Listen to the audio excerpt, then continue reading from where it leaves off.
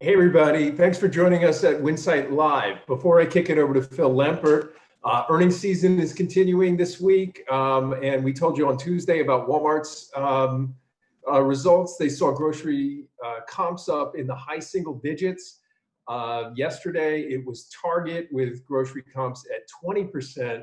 Today, BJ's Wholesale Club, 25%. So we're beginning to get an idea of sort of where the share is going amid all this sales growth in the grocery channel.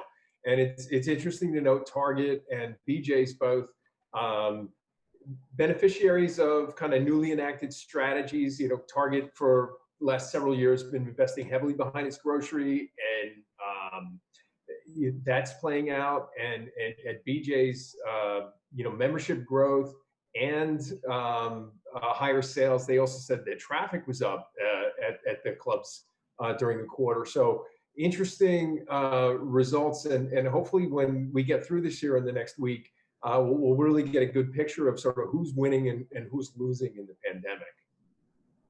Yeah, John, it's curious about Target. What I also read is that their online, I don't know if it was pickup, I think it was Yeah. pickup, was up over 700%. I don't quote me on the figure, but yeah, they talked a lot about that. When the pandemic hit, they had big, plans to extend their pickup to fresh grocery and frozen grocery at their stores, and they paused that for a little bit. Then between the end of May and now, 1,500 stores have got it. 1,600 by the end of the year, another 300 by early next year. That's basically the whole chain. So people are going to Target, and they were spending their stimulus money there, and then they're picking up grocery because their grocery looks much better than it used to. And that's an important part of their strategy. They talk a lot about how great it is that they run their the majority of their e-commerce is sort of enabled by their stores. And I think that might be a little bit more expensive for them to pull off, but it's sort of paying off in store traffic and attention to that brand. I also think, kind of concurrently, they're a beneficiary, probably more so than Walmart and some of the others, of all the, terrible things that have happened to the apparel retailers and department stores and, other guys who were shut down or hobbled by the pandemic. Absolutely. John, I'm curious. I'd love your insights on this. I was having a conversation the other day about Sam's Club and Costco. And what somebody said to me, that which I disagreed with, is that they're going to be in good shape because of their membership fees. My comment back was that in both cases, I don't know the exact number, but roughly, a third to a half of their shoppers were small businesses and even little, convenience stores or corner stores and so on. Once those stores are closed and they lose that, and those members don't renew, what do you think is going to happen? Yeah, that's probably a problem for Costco more so than BJ's or Sam's Club, because Sam's Club a couple of years ago kind of made a little bit more of a shift toward the consumer Consumer. facing Yep. end, and BJ's has always been a kind of a grocery chain. Although then now they're talking about becoming more like a Costco with services and sort of that upscale Yeah. stuff that they do. So yeah, that's a problem for the club chain in general, I think, but on the other hand, to the extent that there's going to be an increasing, emphasis on value, I think that plays into their hands. That BJ's is doing what it's doing is interesting because, people are generally shopping around less. So maybe if you're paying for a membership, let's go to these stores and get our membership dollars worth, and Sure. maybe do more of our shopping there or fewer in between trips or those kinds of things. So, and then, of course, membership revenue is always a thing for the club, so that helps them as well. Yeah.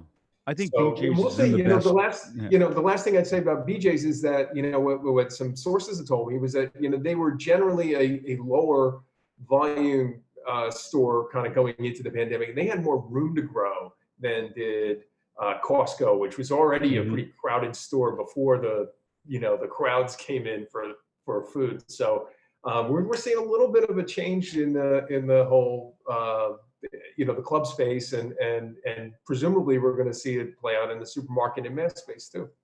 Yeah, I think BJ's is probably in the best shape of all of them, and also their CEO is an ex-ConAgra exec, so he knows food really well. So, couple things.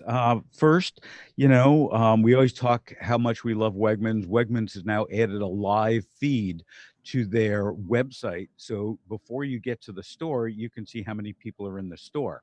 The only problem that I have with that is by the time I get to the store, that could change. But I guess I could look at it on my iPhone. But I still like what Schnucks did the best, where you make an appointment to actually go shopping. I think that's the smarter strategy to really be able to soften, if you would, the customer counts. Healthline put together a really good article. I suggest everybody check it out. It's about quarantine and weight gain. Uh, why people are gaining weight, some of the factors. But what I want to focus on is how to avoid weight gain. And if you do have it, some things you could do. So stay hydrated, drink more water, obviously not the soda or anything else with sugar. Water can help you feel full, thereby decreasing your daily calorie intake. A study showed that excess weight and obesity showed that drinking 16.9 ounces of water before breakfast reduced the number of calories eaten in that meal by 13%. And also cooking at home. Great news for supermarkets. A very large study of over 11,000 people associated eating home meals more often with better overall diet quality. And those who ate more than 5 home cooked meals per week were 28% less likely to have excess weight and 24% less likely to have excess body fat compared to those who ate home cooked meals fewer than 3 times a week. So I have to start cooking at home, I guess. Kat, why don't you help us out to understand what's going on with Green Zebra, one of my favorite stores? Yeah. So, we chatted with Mike Fogarty last week, who has Choice Market in Denver, a concept kind of similar to Green Zebra. And he had mentioned where he saw some of his sales decline during the pandemic, kind of opposite of what we've seen in the grocery sector. And Green Zebra, with 4 locations in Portland, was seeing the same thing. 2 of their locations, one at Portland State University and the other in Lloyd District, which is in the central business district of Portland, are closing their doors permanently. So 2 out of the 4 locations at the end of the month will be closed for good. This means 60 staffers are going to be unemployed. Unfortunate in this time, but it just was a matter of people not coming to the stores. Well, it's interesting. I was talking to Lisa Sedler, the founder and CEO, and her strategy about a year ago, and this is when she was raising her second round of funding, her strategy was to have autonomous stores in office buildings. So it had to have 2 things. It had to have an entrance within the office building and an entrance on the street. So that's one of the locations. And then her other strategy was college campuses. And look at what happened there. So it's unfortunate, but Lisa is so smart. She was the CEO of Seasons Marketing, Seasons Markets up there, and then before that at Whole Foods. So I'm sure she'll be fine. And it was just, location, location, location. It always comes down to that. So talking about stores, King's Supermarkets, which was a store that when I lived in New Jersey, shopped at, actually lived within walking distance of it all the time. They're doing something kind of cool. Yeah, so I know we've talked about masks pretty much every segment on this show, so we can't go without talking about it today. And it's become a hot button issue. We've talked about some strategies on how to get customers to comply, how to have employees handle the situation. But Judy Spires, who is the CEO of King's, is taking it a step further. So she's having her associates hand out with a mask. They're giving away complimentary masks. But in that packet is a small card which has her personal cell phone number on it. So if a customer has any kind of issue, they can go straight to the top. They can go right to the person who is asking that this be done. And that way it will hopefully take the pressure off the frontline employees who are actually handing it out, because they can say, hey, talk to the top lady. She can She'll yell at you Yeah. instead of me. Yeah. It makes me remember, and I forgot his last name. If any of our listeners can think of the name, type it in the chat box for us. But in Kroger KMA, I believe it was Dallas, first name Bill, and they called him Wild Bill.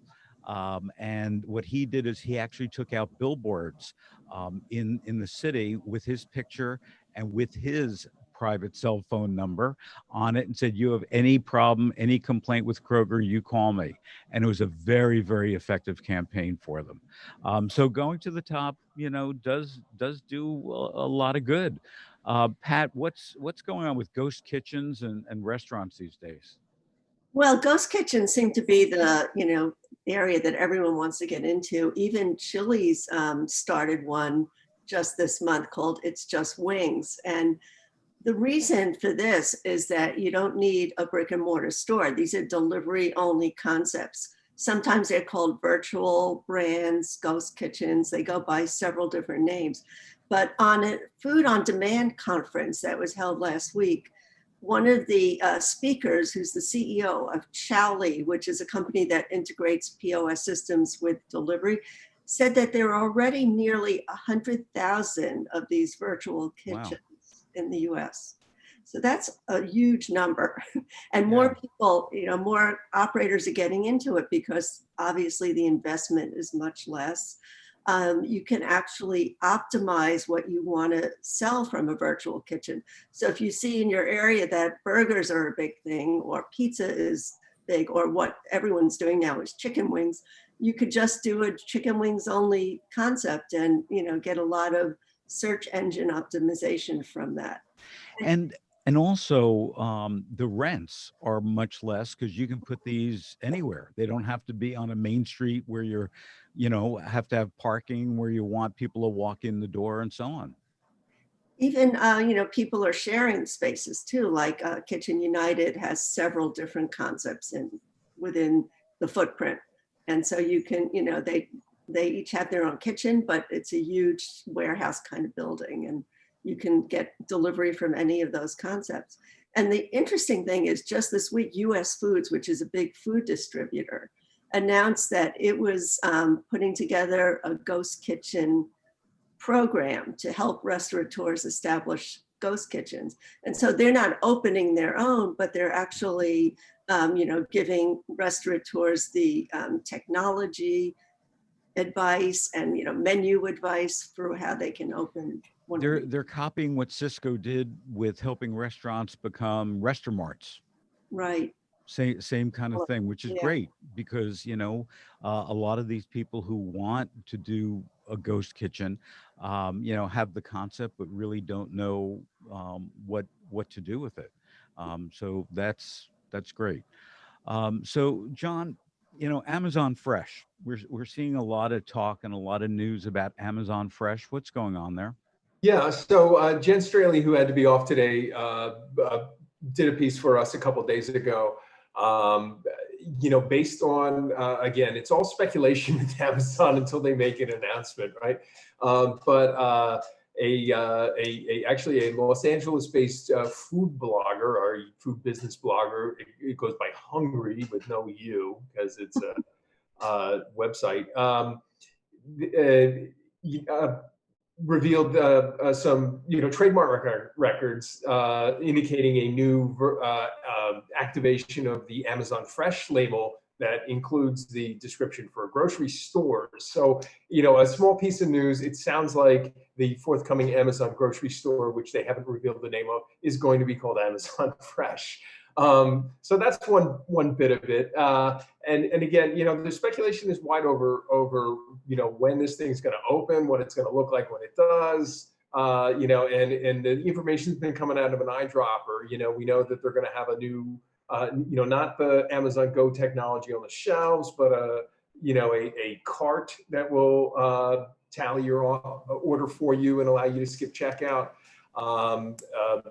Reportedly to have micro fulfillment in the store, so it will enable a fast rollout. And then, the one mystery, I guess, is, where is it going to position itself in the market in terms of pricing and selection and assortment and stuff? That's like the big mystery. Hopefully we're going to find the answers to that stuff soon, because this store in your neighborhood, or in your Woodland part of the Hills. world is to open any day now. I would have expected it already. And I happened to see news just this week or last week, that a North Hollywood store that was supposed to be a Whole Foods 365 then said they got rid of Whole Foods 365. They said it's going to be a Whole Foods. Now the word is it's going to be an Amazon grocery / Amazon Fresh. We'll see about that one too. Well, I was actually talking to not a developer, but a construction type of person who's actually been working on that Woodland Hills store from day one. And initially, it was going to have lots and lots of self-service fresh departments in it. Obviously, because of the pandemic, that changed a bit.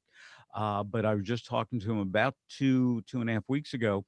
And while he can't tell me specifics, and even though I've begged for him to bring me in and I'll wear like a hard hat and, I'll pretend I'm carrying a hammer or something like that, he still won't let me in. But they have reconfigured the store. It's now just a dark store, just for delivery. But he said that they're adding a lot of robotics to the back half of the store, and a lot of those self-service fresh food departments are being reconfigured. So yeah, just can't wait till they open and we can see it. When they do, you're on the story for us, all right? Yep, absolutely. And with my little iPhone, I remember, with the days when supermarkets wouldn't allow us to go in and take pictures. And John, you probably remember that too. I mean, And I think it was all the sneaking you had to do with the cart. yeah. And I remember having a what was called a flip phone or a flip camera at that point. And what I used to do is I used to just put it here before the cell phones, had the cameras and stuff like that. And I would put it in my shirt pocket and then just inch it up, put something underneath it. So just the lens would come out, and then I would, click it and then just walk around the store until I got caught and thrown out. But that happened way too often. So, Pat, Jen isn't with us today. She's bringing her daughter to college. So, our good news segment falls to you. Well, great. Well, my good news is that pumpkin spice latte is back. No, that's not good news. That's it's early. Who has pumpkin spice lattes anyway? Do any of you? Starbucks is usually the first out of the gate. Yeah. This year, Dunkin' was first, and they launched theirs yesterday, August 19th. And along with the pumpkin spice latte, they're also promoting chai latte, which is more of a tea. Right. And then they also have pumpkin flavored munchkins and pumpkin muffins and all kinds of pumpkin spice items. I happen to love pumpkin pie, but the pumpkin spice lattes and all this other stuff, especially in August, it just doesn't work for me. What about you guys? Kat? It's becoming like Christmas, Yeah. pumpkin spice latte year round. Like Christmas is now year round. So Do you drink pumpkin spice lattes? I don't. I'm not a huge fan of pumpkin spice. I can force myself to eat a teeny sliver of pumpkin pie at Thanksgiving, but that's about it when it comes to pumpkin for me. John, what about you? Sweet. Yeah, they're very sweet. But you're not either. I'm not. I find it a little too sweet. But people want a sense of normalcy, and pumpkin spice latte is one way of feeling normal. Also, Halloween, people are putting candy out on display. I'm sure you've seen that in supermarkets as well. And it's a little early for Halloween candy, but people want to get excited about Halloween. And actually, Party City, which is a big Halloween destination, they did a survey last week saying that 96% of parents are planning to celebrate it in some form this year. So, they have to be a little more creative about how they do it, but people want to get excited about Halloween. I think people are looking forward to the fall for any number of reasons, and Halloween being one of them. But if we take a look at all the colleges that have reopened that have now closed, because of the cases of COVID-19 and so on. Shouldn't that be a warning sign to us about Halloween? That sure, if you're going to have a Halloween party, have it with 2 people or 3 people. Because all these, what we're hearing about from all these colleges is it's getting traction because people are having parties. Yeah. They're not social distancing. So, the idea, and certainly if I had a youngster walking up and down the street, for Halloween candy wouldn't work for me. Well, Maybe the good news with Halloween is masks are already usually part of the costumes. So they're a step ahead there. Kids won't balk at wearing the masks. Yeah, but normally they have holes in them. That's true. They have holes for the mouth and holes for the nose. So let's take a quick vote. Who do we think is going to be the number 1 character for masks this year? Is it Fauci or is it Trump? I would say maybe Fauci. Yeah, I'd go with Fauci sooner. Or maybe Birx. Deborah Birx might be up there too. For scarves. People might start wearing scarves. And Pat, what do you think, Trump or Fauci? I think Fauci. I think he's more of a hero this year. Yeah. Oh no, definitely that. I was just going for the scary look. Well, kids like hero. Instead of wearing a skeleton costume, or a devil costume. That's probably better. Instead of the devil costumes, we have to call Party City and say, don't sell devil costumes this year. Sell Donald Trump costumes this year. Yeah. So with that, we're going to close out. Thank you for joining us. Also, don't forget our archives are on Restaurant Business, CSP, Winsight Grocery Business, supermarketguru.com. And hope you have a great weekend. Be safe. Go out there and have a pumpkin spice latte if you're near a Dunkin' Donuts. I still love Dunkin' Donuts coffee better than anybody else, but just their plain black coffee. And we'll see you Tuesday at 9:30 a.m. Pacific and 12:30 p.m. Eastern. Have a great weekend.